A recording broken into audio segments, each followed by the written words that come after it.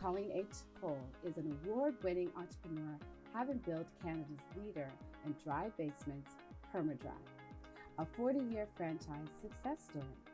As a passionate performance improvement strategist, Colleen coaches individuals and teams on her results-focused program called Meant for More.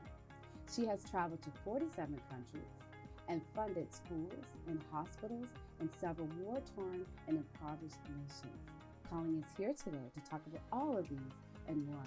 Welcome to the show, Colleen. Thank you for having me today. It's a pleasure to finally have you here. You're whipping and going all over the world. Yes. And I love that. I love that. And sometimes I feel like, I got to find a way to make myself available to you because I would love to tag along. But life is good.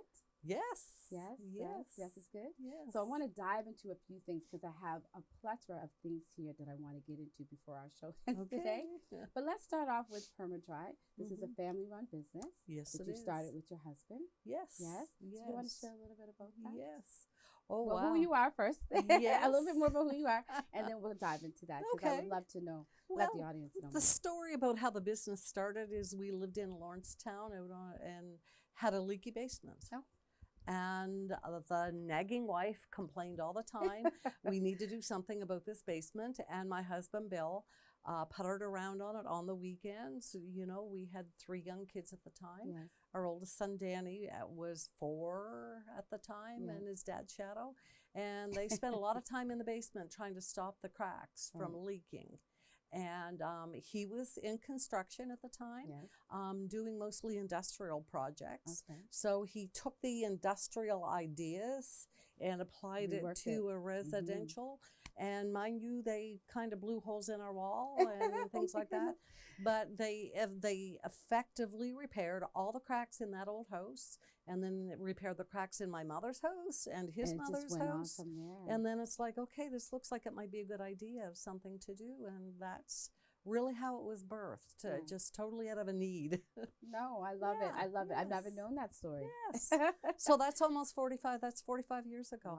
Wow. Yeah. And I'm sure your kids are proud of this, something that they can carry on because your husband's now passed. Right? Yes, my husband passed away. It's 15 years. Yeah. And my oldest son, whose birthday is actually today, and he's 49 today. Congratulations. I mean, happy birthday is Danny. Yes, yes. So he's my business partner.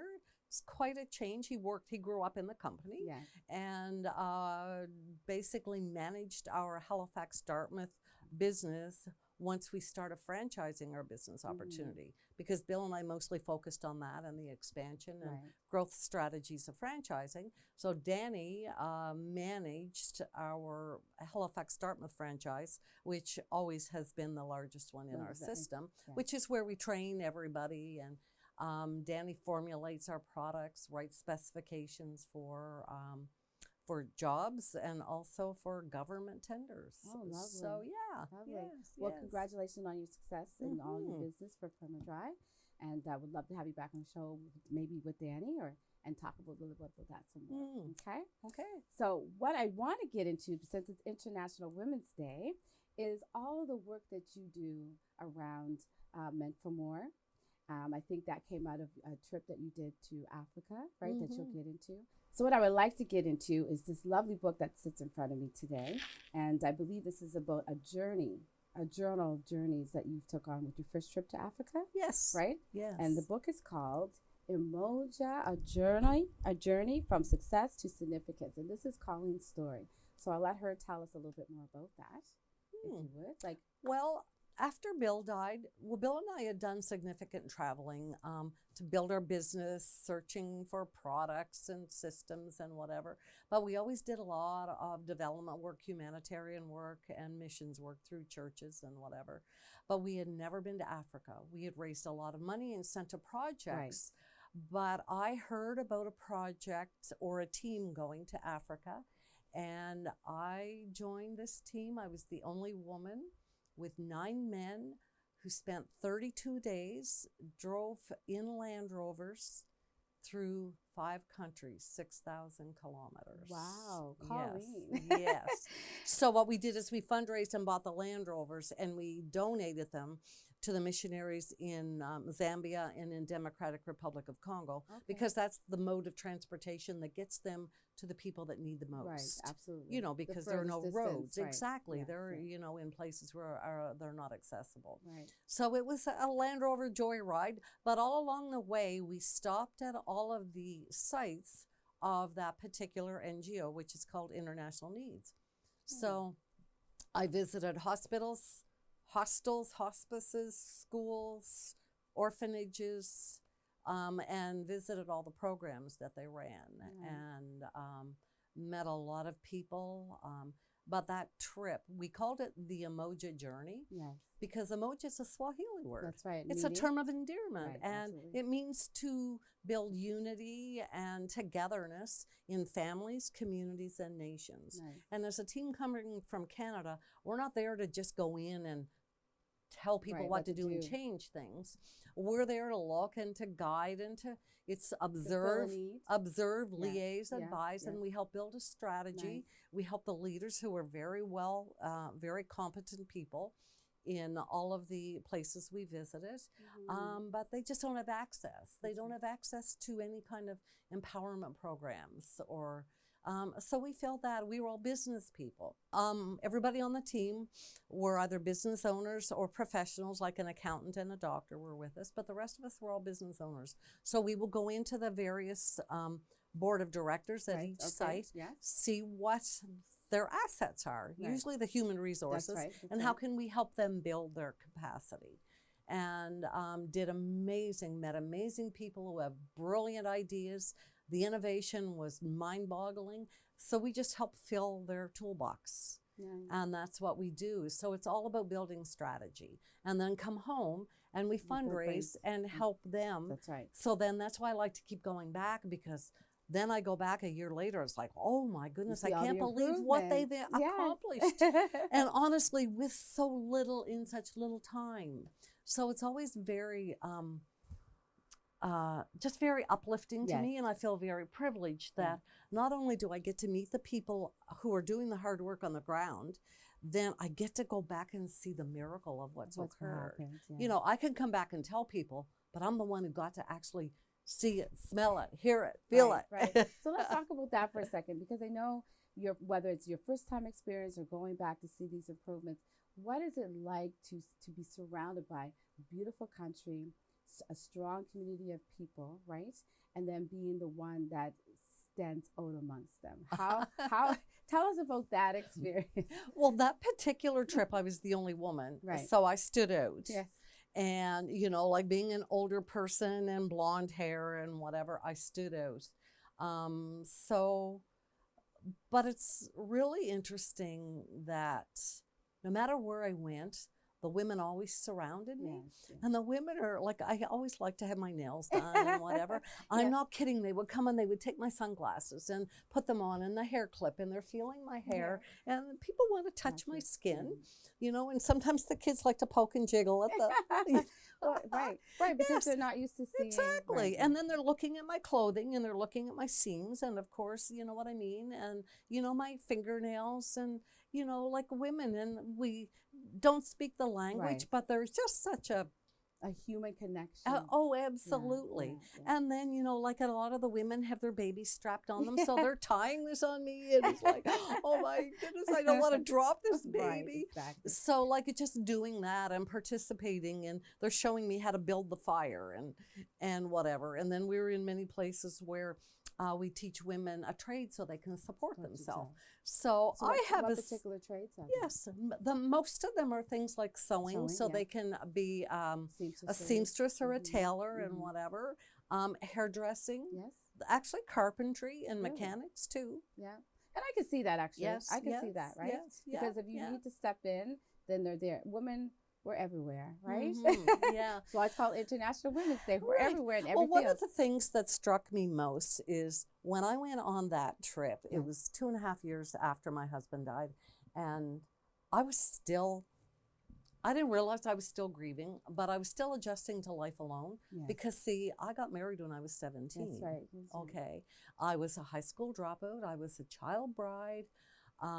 So I literally quite easily fit into a lot of the categories of many of the women that I was there seeing, Right on. because we had all of these things in common. Yes. But I didn't realize after I lost my husband, here I am now, the first time in my life I ever lived alone, because my children are grown up, and I now have 11 grandchildren and a great grandson. You're very rich. So I'm very rich. My quiver is full. Yes, right. So the thing is like, you know, on my family or my legacy, my family is my why, yes. you know. But when I go and I was on that journey, it was such a transformation for me and an eye-opener, because I thought a lot of what I had gone through was suffering and had to learn all kinds of new things. Yes, Colleen, yes. Is I am seeing women there, like when we would go into a hospital and the women are dying, you know, in childbirth. Put things in perspective, hey. Absolutely, because I have my daughter and one of my daughters-in-law, you know, needed emergency C-sections. So I asked the questions, what happens if it's a breech baby, or what happens or whatever? And they just basically hang their head like, so the women are dying needlessly. Well, all I could think of is my family would look so different. Right. The care, we lived here. Right, the health care. Because they would have died. Yes, absolutely. You know, so I just began to see everything through a comparative lens. Like, this is my life, and this is what I'm seeing. Poor me. Well, absolutely not. So then it was really hard to take. And at first, I just wanted to go home. And it's like, because I cried a lot. I hear that. And being the only woman on the trip, and I wasn't isolated, but I always had my own room.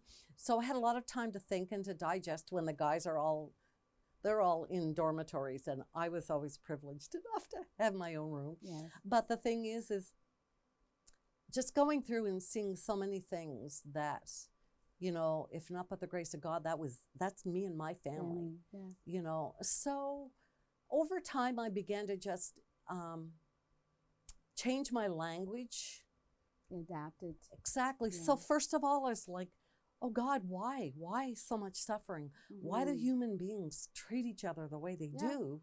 You know, and then like, why are women ignored? And in many places we went, you know, we were in a lot of places where tribal traditions are still very prevalent. Yes. So the women are not valued. The women and children are not valued. The cattle and the goats and the sheep. Oh my, it was such an eye-opener, because my naive brain and the bubble I live in, you know, you see it on National Geographic, but until you actually have that experience it and and to see the tears and to see how hard the women work, and they don't have a hope in hell. If somebody doesn't come alongside them and help them. So my friends who are there, they have all these ideas and they just need people like me to put their mind to it and say, you know what? At first I'm saying like, why? And then it's like, well, what if? And why not? And let's do it. That's right. So the transformation in me was a very internal healing, but through that process, it actually just opened my eyes to like, okay, I'm a single woman, I'm a senior citizen, I've got more years behind me than ahead of me, but I sure have a lot of things I still want to do. Absolutely. So if I'm going to do it, I better get busy. That's right. So that I love that attitude. That put the sense of urgency in it. Because, but I love that. Well, my husband was paralyzed. He had ALS. And for almost 2 years, he was on a machine to breathe for him. And he couldn't walk, he couldn't speak or eat. So it's like, as long as I can still talk and still walk, I've got things to do. You have life in you. And that's the thing I love about you, Colleen, that I have to say, is that, you know, observing you as a woman, even here in Halifax and in your local church and in our community, you're a go-getter, right? Nothing stops you. And I see you out and about, and I said, God, cover her and protect her. Because the work that you do is done by very few. I mean, even internationally, there's a lot, but this is why the show exists, for individuals like you who are doing impactful things, not just here in your hometown, but also abroad internationally. And so Right. you do need to have a seat at this table to talk about that. Well, So thank thank you. you for having a heart for people, Thank for you. women, and for families who absolutely need someone to care, to actually care. Most people just need to be heard. Yes. They need to be seen and listened Right, to. right. And a lot of obstacles that we all have. We have many of the same obstacles, but mostly we stay stuck. Yes. And I can tell you, I stay stuck. I still have to fight. Yes. But that's my passion, is to help people get unstuck. Yes. And get direction, and to realize, you know what? You're meant for more than you ever dreamed possible. That's where I was going to go. Tell us about because this. I had to tell that to myself. Yes. Because even when I went on that first trip as the only woman, and then in April of 2023, I went by myself to Uganda for a month. Oh, by yourself? I was by myself. And I've always traveled either on a team or leading a team, Never by yourself. But this time was by myself. So and what it's like, inspired you to do I that? am a senior citizen. I am recovering from some falls and broken bones. Yes. And it's like, can I do this? Do I still have it in me? Is the fire and the passion still there because of COVID? We were all grounded, and I hadn't even done any speaking or networking or anything, just working in the local church and doing our very important local outreach, because I believe in backyard and beyond. But this trip to Uganda last year was a test for me. And in what sense of the way? Oh, well, because I didn't know, am I too old? Right.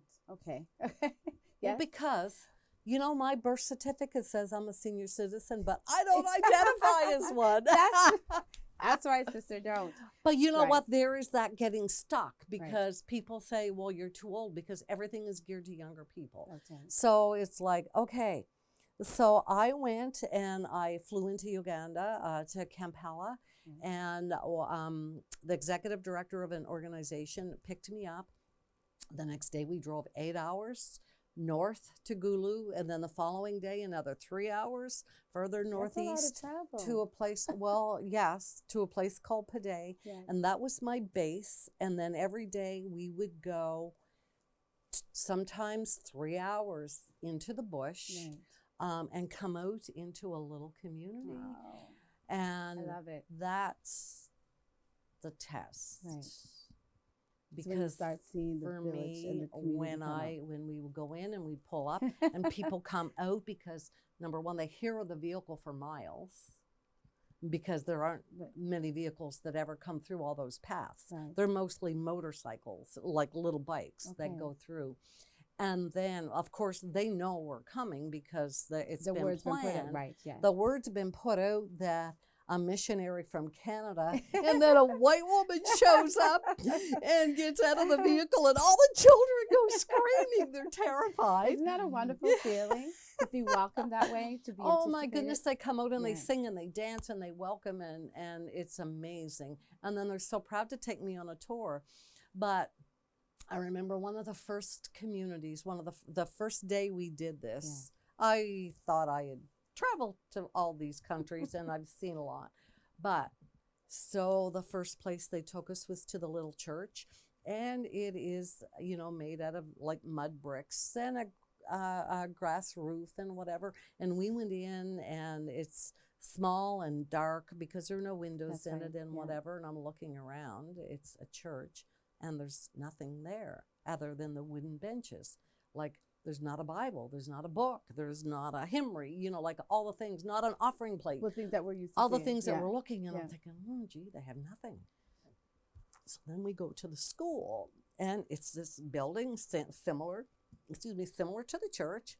And I'm looking around, and all I'm thinking is, they have nothing.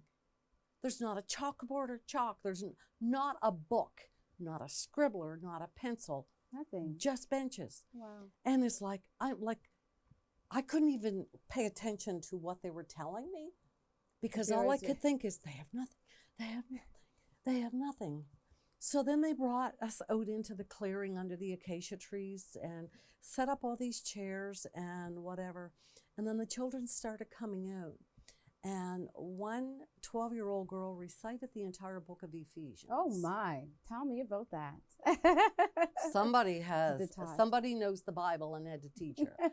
Then the other students would come out and they would do some of their songs and dances. Then other children came out and they did times tables. So it's like, I felt kind of bad, like they're performing for me. Showcase. But then on the other hand, they're wanting to show me. And anyway, I felt very privileged that, and honored that they wanted to do that. And as they're doing that, and then they're bringing out food, and you know what, around us is beautiful gardens and beautiful fruit trees and whatever. So they were sufficient in what they were able to grow on their own. Absolutely. And it was an amazing, amazing experience. But what I learned from that, there was no electricity, no internet, no power, no internet, no nothing. And their access to the outside world, it's just very difficult because they've got to either walk, a day's journey or a couple of hours on a motorbike or whatever. So, but obviously people do leave and people bring things back. And I was just so impressed with the leaders in the community. So as it turns out, there was one Bible in the community, and that was the pastor's. Okay. His Bible was all falling apart and whatever.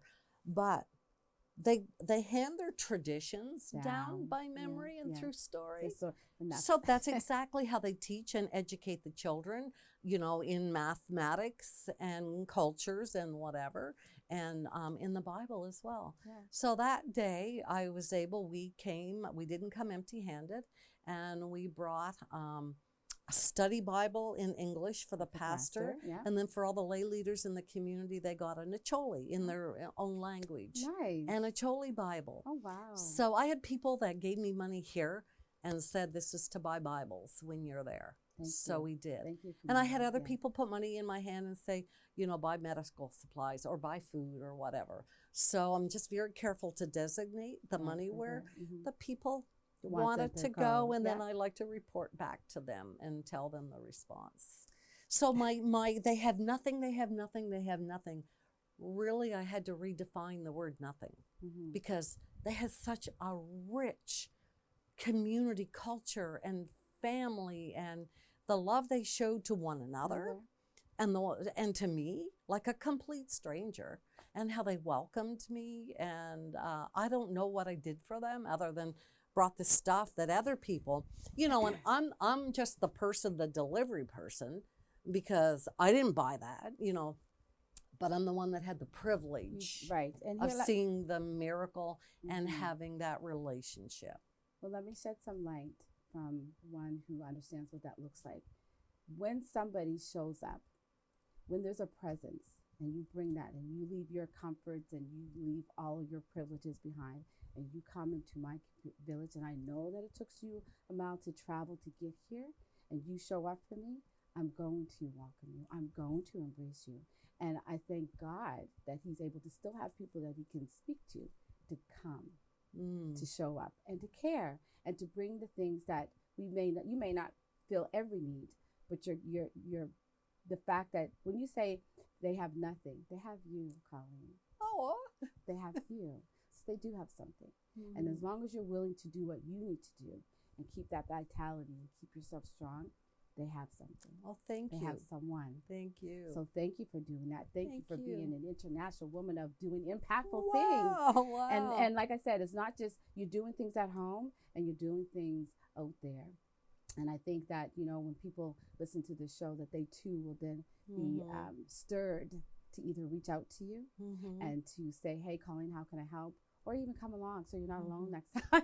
Right. But you have another trip coming up on Wednesday. You leave Wednesday. Yes, I leave next week. Do you want to talk about that a little bit? I'm going to Guatemala this time. Nice. I've been there before. Okay. And Guatemala has a startling statistic.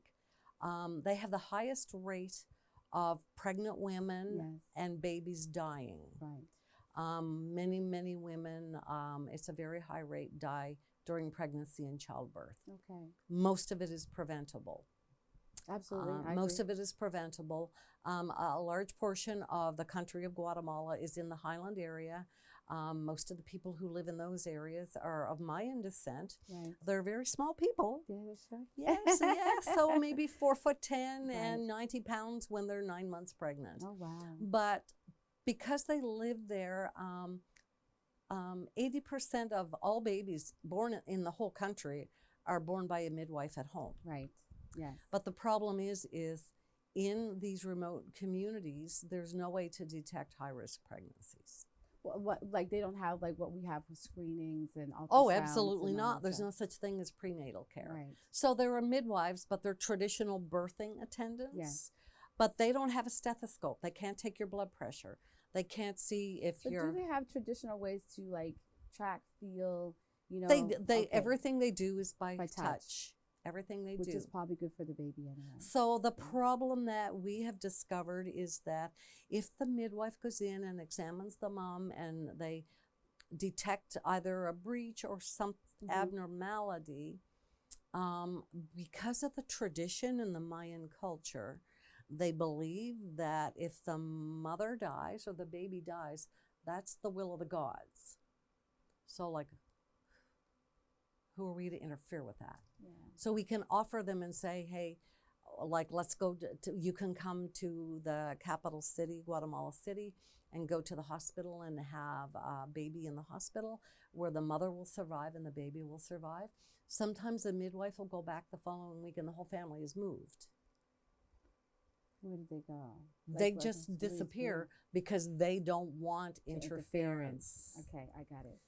So again, you have to respect the culture, we do. but for those that are willing. So on this trip I'm taking, we had a team. Well, my granddaughter went in June. Nice. Yeah, so she went by herself. A student, a Dalhousie University student, and she went by herself. And when she came back and she said, Grammy, they don't even have a stethoscope. They don't have a Doppler. They don't have anything. I love it. When I go next week, I have stethoscopes. I have blood pressure cuffs and some things. And yeah, so the purpose of this trip next week, I'm going with a small team. I've traveled before with them. Okay. So it's all about strategy. Okay. So every day we will go out to a different community in the Highland. We'll observe and see, you know, the conditions of the community, how the people live, what are their obstacles, and then what can we do to put in place so that the people have access. Okay. To what? See, access is key. Mm-hmm. So they have access if they choose to, and if they want it, then they can. So the midwives will now have a blood pressure, be able to check the simple things. Yeah. Okay. What are some of the challenges? I mean, because I'm hearing you sharing a story that you respect people where they are, you respect the culture and on their belief system. But if there's something you know that they need help with and they just won't move from that, like it's just not refusal, but just you want to respect where they are. Is that challenging? Oh, it's very challenging. Oh, absolutely. Just like I said in those the community where I went to, they have nothing.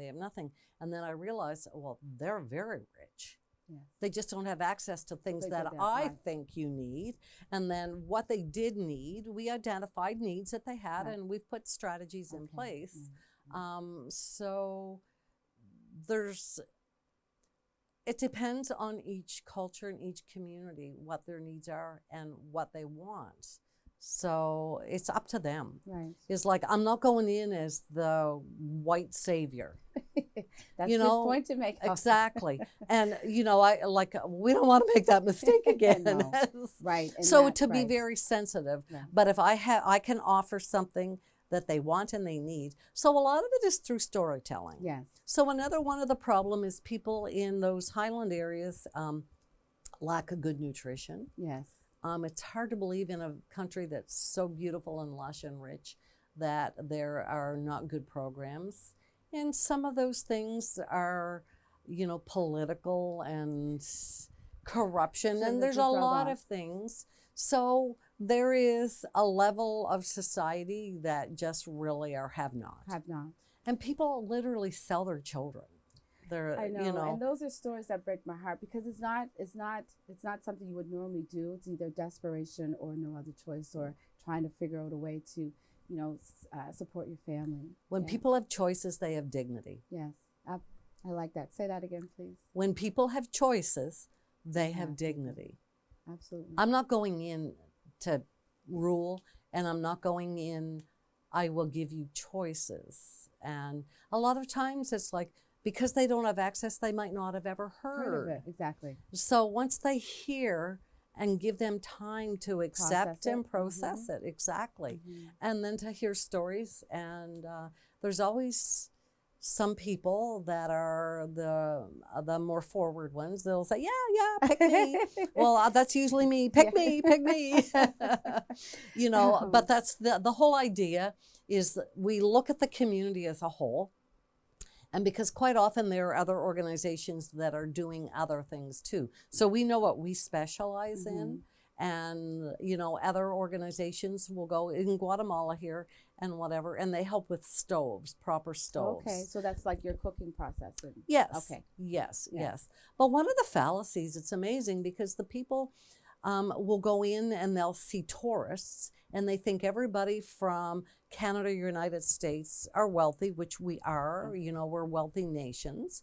And, but they see us eating chips and drinking pop and whatever. So do you know what?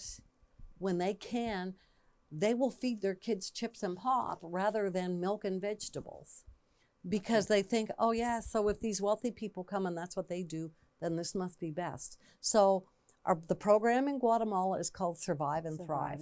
First is survive, the pregnancy and birth, and then having that child thrive through teaching the mother and the children in school proper nutrition. Okay. I love it. I love it. Okay, so our time is almost up. So I would love, again, to have you back on the show because there's so much to you, Colleen, and I just love hearing the stories because that's, again, how we learn. But I have so many things here in front of me. If you want to quickly, just briefly, just say a little bit about, you know, your pamphlets and what's coming up, and there's an article. I mean, she's everywhere, folks. So please, and then let people know how they can reach you. Right. I speak at a lot of organizations, a lot of like churches. I go to schools. I have my suitcase full of all the paraphernalia that I've collected from around the world. And I let the children try on, you know, the shukas and the beautiful Maasai beaded collars and things like that. And I tell them stories about a day in the life of a child who lives on the savannah in Kenya or in Tanzania. So what I do is the organization that I've done most of the traveling with, I have a couple of pet projects. And I was in Kenya again in May, and just outside Nairobi is Kibera slum, which is the largest slum on the continent. I'll never forget the first time I set foot there. It was the most horrific thing I'd ever done in my life, but Kawangware is another slum along there. So I've championed a project there that's it's amazing. So that's I could talk for hours about and we will every project.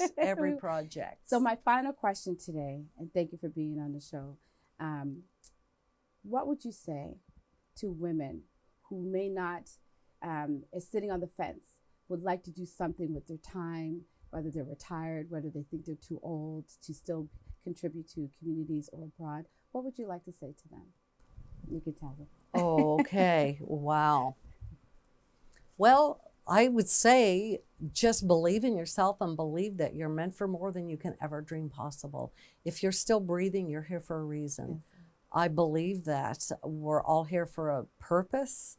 And it's taken me a long time in my life to actually understand my purpose and believe in myself and to just go forward and do it. But you've got to be willing to say, here I am. So be available. Be open and be available. That's exactly it. Thank you, Colleen. I think that was awesome. Words of wisdom, feedback, you know, in terms of putting ourselves out there.